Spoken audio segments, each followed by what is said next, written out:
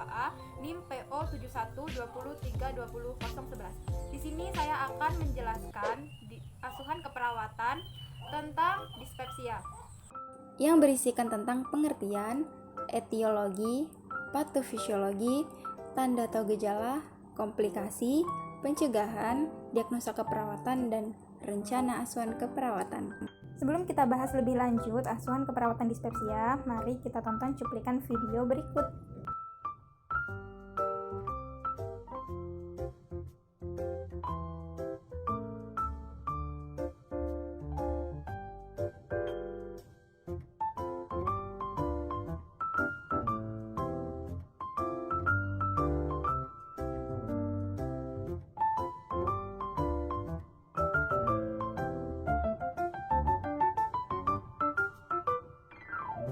Dispepsia merupakan kumpulan gejala atau sindrom yang terdiri dari nyeri ulu hati, mual, kembung, muntah, rasa penuh atau cepat kenyang, sendawa. Dispepsia mengacu pada rasa kenyang yang tidak mengenyangkan sesudah makan, yang berhubungan dengan mual, sendawa, nyeri ulu hati, dan mungkin kram dan begah perut.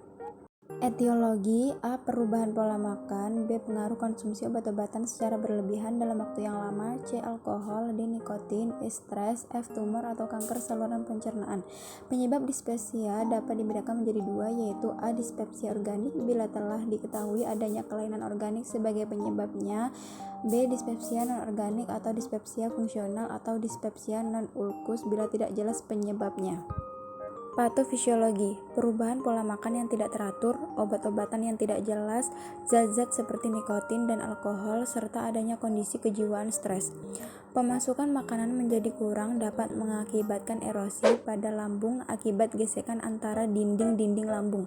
Kondisi demikian dapat mengakibatkan peningkatan produksi HCl yang akan merangsang terjadinya kondisi asam pada lambung, sehingga rangsangan di medula oblongata membawa impuls muntah sehingga intake tidak adekuat baik makanan maupun cairan. Tanda atau gejala dispepsia: 1. Perut kembung. 2. Sensasi panas di dada. 3. Nyeri bagian ulu hati. 4. Sering bersendawa. 5. Sensasi panas pada perut. 6. Sering merasa lapar. 7. Nafsu makan menurun. 8. Perut mual. 9. Cepat kenyang saat makan. 10. Muntah. 11. Berat badan menurun. Komplikasi: penderita sindrom dispepsia selama bertahun-tahun dapat memicu adanya komplikasi yang tidak ringan. Komplikasi dari dispepsia antara lain A. Perdarahan. B. Kanker lambung. C. Muntah darah. D. Ulkus peptikum.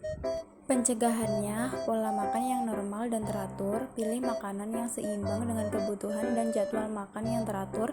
Sebaiknya tidak mengkonsumsi makanan yang berkadar asam tinggi, cabai, alkohol, dan pantang rokok. Diagnosa keperawatannya: 1. Nyeri akut berhubungan dengan agen pencedera fisiologis. 2. Defisit nutrisi berhubungan dengan faktor psikologis. 3. Gangguan pola tidur berhubungan dengan nyeri. Rencana asuhan keperawatan. Yang pertama, nyeri akut berhubungan dengan agen pencedera fisiologis. Psiki, manajemen nyeri. Observasi.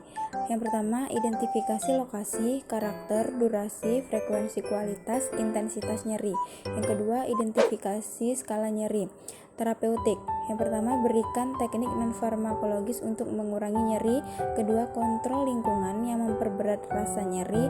Yang ketiga, fasilitasi istirahat dan tidur. Edukasi. Jelaskan penyebab dan pemicu nyeri. Kolaborasi pemberian analgetik jika perlu. SLKI. Tingkatan nyeri dapat teratasi atau hilang. Yang pertama, keluhan nyeri. Kedua, meringis. Ketiga, gelisah. Keempat, muntah. Dan kelima, mual. Diagnosa keperawatan yang kedua, defisit nutrisi berhubungan dengan faktor psikologis. Psiki, manajemen nutrisi.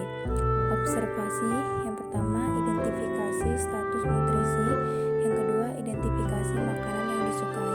Yang ketiga, monitor asupan makanan. Keempat, monitor berat badan. Terapeutik. Yang pertama, lakukan oral hygiene sebelum makan. Yang kedua, berikan makanan yang tinggi serat. Edukasi. Anjurkan posisi duduk jika perlu.